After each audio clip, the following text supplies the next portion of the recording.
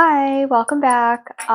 So today I want to talk about um, the first episode of Single Drunk Female. I know this is really old. I know the show has been canceled for a couple of years, but I actually really love the show. I think they did a really great job of portraying what it's like to have an addiction, especially as a young person, specifically a young woman. Um, so the specific piece that I want to talk about today is relapsing after rehab. So we'll start with Sam. She's our main character. She ends up going to work drunk. She has a very serious alcohol addiction, and they lead us to believe has been showing up to work inebriated regularly. So the opening scene, um, she comes in, she's 10 minutes late to a meeting, and her boss calls her out on it. She denies, she deflects. This is typical addict behavior. I don't have a problem.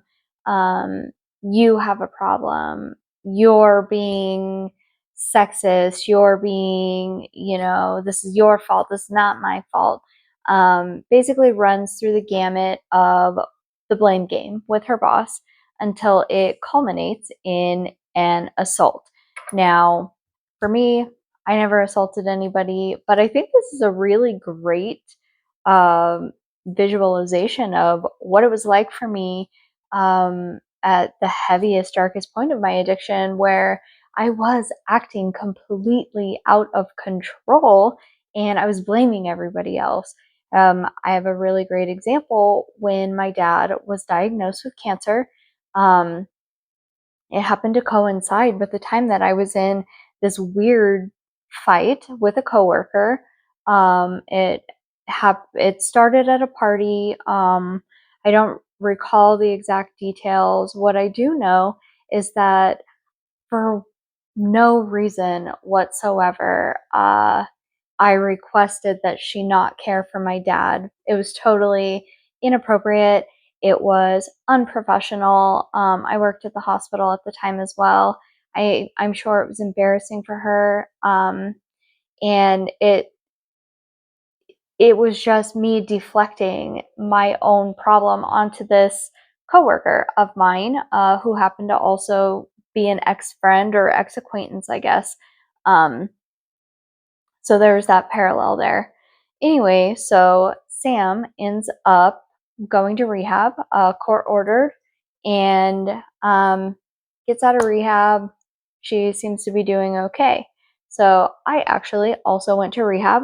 It was not court ordered. I went of my own volition. Things were getting bad for me. I had uh, been, my work had been suffering, things like that. I was a victim of an assault that happened at a bar, a position that I put myself into danger. I am not victim blaming here. There was no reason I should have been assaulted, but I did put myself in the position where I was drunk. I was walking down the street in the dark. I got into a car with two strangers and I was assaulted. But after this, I did not deal well with the PTSD and things like that. I was involuntarily committed to behavioral health hospital for, I believe, two 72-hour holds.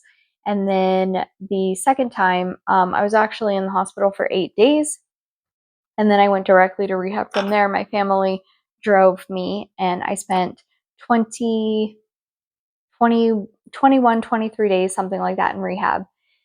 So in the show, Sam does her time at rehab and she comes out and she is confident and everything's going to be fine.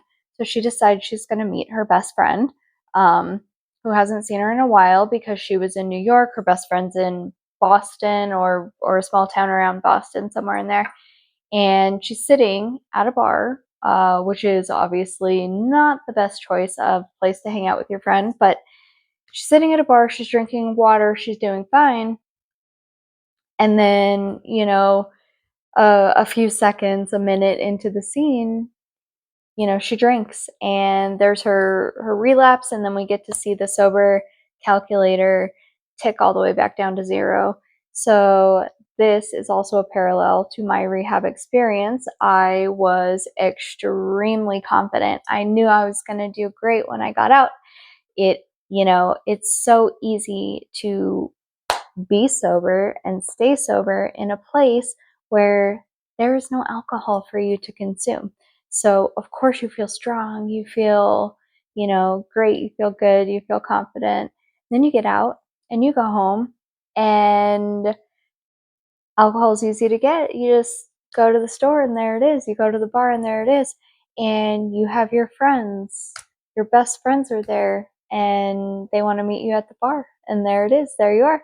So that's what happened with me. I also relapsed. It was, I believe, 11 days after I got out of rehab that I relapsed. It was, at the time, not my fault, or so I told myself, but it would be a long time before I would try to get back on the wagon again. I felt like, it just wasn't meant to be, and that's how it is. So then, next we see Sam. She's moved in with her mom, because she lost her job in New York, so she can't afford her New York apartment, obviously. So her mom offers her a glass of wine, and here is where Sam does decline. And her mom says, well, I thought you could have just one. And that's typical enabler behavior. And I know most of us have all watched Intervention, and the interventionists are big fans of saying you are loving them to death. And that is very true. That's what enabling is. So for Sam's mom, yes, I thought you could just have a glass of wine. Just because you are able to stop, you are able to have just one glass of wine, doesn't mean that your loved one is. But it's very, very easy for your loved one with the addiction to say, you know what, maybe I can. So you need to, just be careful. And as the person with the addiction, you have to understand that if your enablers are not willing or able to not enable you, you need to be able to take a step back. You need to be able to put yourself in a safe space. And I think this is a really, really great example of Sam being able to do that. It was done really well. Another great thing that happens in this first episode is we see Sam's former best friend, Britt, who is engaged to Sam's former boyfriend. And they get into a fight, and Sam blames Britt. She blames the ex-boyfriend. She blames everybody except for herself. And of course, we won't know till later on in the season what exactly happened between the two of them, but we can draw our own conclusions because Sam is a heavy drinker, and we've already seen that at least twice in this one episode, that she is dangerous, and she is out of control with her drinking. So during the scene, Sam actually does, despite the objections of her friends, get into a vehicle. She drives, she gets in an accident, she gets a DUI. Now here, Sam is very, very lucky because she is already on probation for assaulting her boss in New York, but she gets the opportunity to have this DUI adjudicated if she can go to 90 meetings in 90 days, meet all the conditions of her probation. So I myself actually also got a DUI. It was about 10 years ago, and it happened in Denver. And at the time, I thought it was ridiculous, but now I am a big fan of the fact that Denver has very strict DUI laws. I got the book thrown at me despite it being a first offense. I had never been in trouble before. I got 20 days of house arrest. I was on an ankle monitor for those 20 days. I had to submit to random alcohol tests, ETG, urine tests during the 16 months of probation that I was on. I had 75 hours of community service in addition to alcohol treatment classes, all of which I did complete with no issues, fortunately. But I did not take this as an opportunity to quit drinking, which fortunately for us, Sam kind of does. We'll see that later on in the season. She does take it seriously. She has some problems like anybody would, but she does stay sober. So next we meet Sam's her sponsor, and her sponsor I think is a really great example of the type of person a sponsor should be. Now, of course, this is a TV show, it's a comedy, and they make the personalities really big and exaggerated just for levity.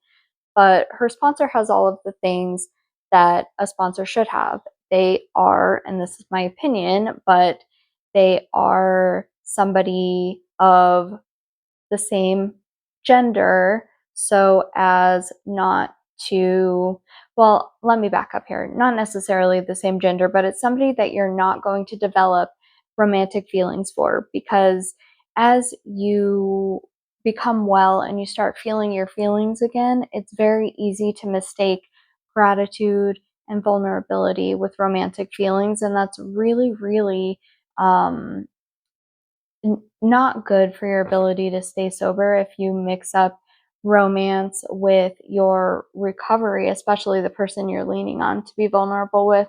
So her sponsor's got that. Her sponsor has many, many years of sobriety. I think it's over 10, which is also important. She has done the steps. If you're going to do AA, your sponsor should have at least done the steps so they can help you through the steps. Now, again, AA is not for everybody. I did not use AA, but that doesn't mean it's not a great resource, because it is. She is very, very strict with Sam. She does not take any of her shit. She doesn't listen to her lies. She doesn't let her deflect. She makes her take accountability for her actions, which is super important. Coddling her would not be doing her any favors.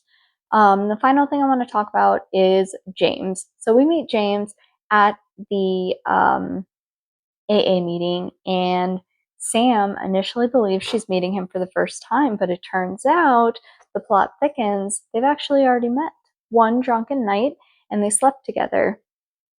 Now, this is a nightmare scenario, and I think any heavy drinker user has probably had a one night stand that they don't remember. So this, of course, it's done for levity here, but it also shows the seriousness of her addiction, because she's engaging in these very dangerous behaviors. We don't know anything about James. We don't know who he is. All we know is that he's clearly an addict as well. He has problems, and they slept together, and Sam doesn't remember it. So, anyway, first episode of Single Drunk Female, I think they did a really great job of introducing us to the characters. I think they did a good job of hitting the main points of who these people should be, who they are. And then we're going to see some character growth as the season goes on. So I hope you will stick with me, even though this is a really old, not really old, but this is an old show. But I've been wanting to do this for a while. So I will see you guys next time.